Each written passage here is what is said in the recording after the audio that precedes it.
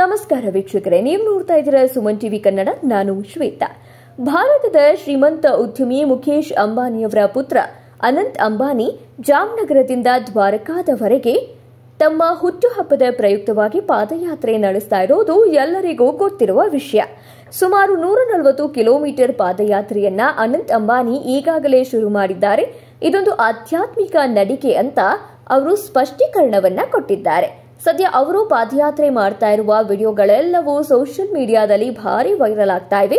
ಸದ್ಯದಲ್ಲಿಯೇ ಅನಂತ್ ಅಂಬಾನಿ ದ್ವಾರಕದಲ್ಲಿರುವ ಶ್ರೀಕೃಷ್ಣನ ಮಂದಿರವಾದ ದ್ವಾರಿಕಾಧೀಶನ ದೇಗುಲವನ್ನ ತಲುಪಲಿದ್ದಾರೆ. ಇದರ ನಡುವೆ ಈಗ ಮತ್ತೊಂದು ವಿಡಿಯೋ ಸೋಷಿಯಲ್ ಮೀಡಿಯಾಗಳಲ್ಲಿ ವೈರಲ್ ಆಗಿದೆ.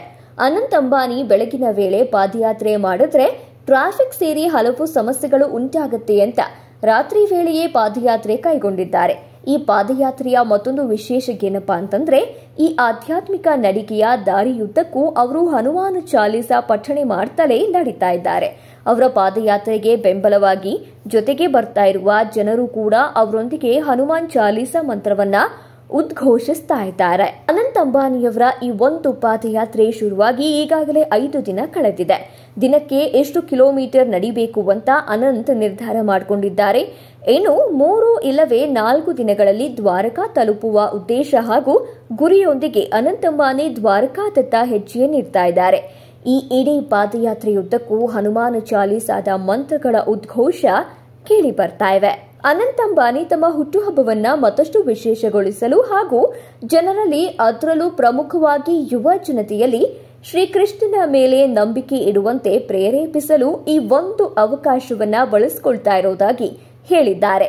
ಈಗಾಗಲೇ ಈ ಬಗ್ಗೆ ಮಾಧ್ಯಮಗಳ ಜೊತೆ ಕೂಡ ಮಾತನಾಡಿರುವ ಅನಂತ್ ಅಂಬಾನಿಯವರು, ನಾನು ಯುವ ಜನತೆಯಲ್ಲಿ ಕೇಳೋದು ಇಷ್ಟೇ, ದ್ವಾರಕಾಧೀಶ ಕೃಷ್ಣನ ಮೇಲೆ ನಂಬಿಕೆ ಇಡಿ. ನೀವು ಯಾವುದೇ ಕೆಲಸವನ್ನ ಶುರು ಮಾಡುವ ಮುನ್ನ ಕೃಷ್ಣನನ್ನ ಸ್ಮರಿಸಿ. ಆಗ ಆ ಕೆಲಸ ಯಾವುದೇ ಅಡೆತಡೆಗಳಿಲ್ಲದೆ ಸರಾಗವಾಗಿ ನಡೆಯೋದು ನಿಶ್ಚಿತ. ಆಗ ನಿಮ್ಮೊಂದಿಗೆ ಕೃಷ್ಣ ಇದ್ದೇ ಇರ್ತಾನೆ. ಹೀಗಾಗಿ ನೀವು ಯಾವುದೇ ರೀತಿಯ ಚಿಂತೆಗೆ ಒಳಗಾಗುವ ಅವಶ್ಯಕತೆಯೇ ಇರೋದಿಲ್ಲ ಅಂತ ಅನಂತ್ અંબાનીಯವರು ಹೇಳಿದ್ದಾರೆ.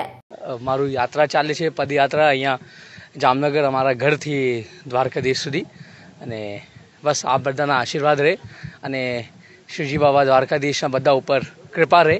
આ જ મારી પ્રાર્થના છે. અને અમે હમણાં પદયાત્રામાં 5 દિવસથી ચાલીએ છીએ અને 2-4 દિવસમાં પહોંચી જશું.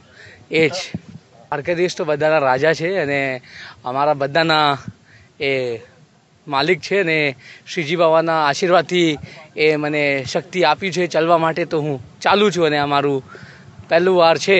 અને બસ એટલા જ કહું કે જય દ્વારકાધીશ.